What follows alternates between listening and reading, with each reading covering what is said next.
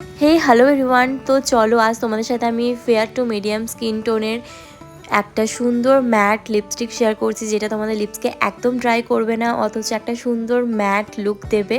তো এটা হচ্ছে ম্যাকের ভেলভেট টেডি শেড নেম।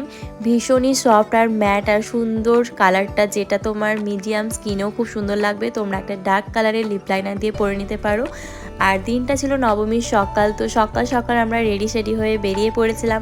আর আমাকে কেমন লাগছে এই শাড়িটা পরে তোমরা অবশ্যই কমেন্টে জানিও। তো সেদিন মেনলি আমরা লাঞ্চের জন্য বেরিয়েছিলাম, কারণ বাকি দিনগুলোতে আমরা সেরকমভাবে বাইরে কোথাও খাইনি বলতে এত ভিড় হয় পুজোর টাইমে যে কোথাও খেতে গেলে ঘন্টার পর ঘন্টা তোমায় লাইন দিতে হবে। আর দু একটা ঠাকুর দেখে আমরা চলে গিয়েছিলাম ওখানে কাছেই দেবশীতে। ওখানে আমার বাঙালি খাবারটা ভীষণই সুন্দর লাগে।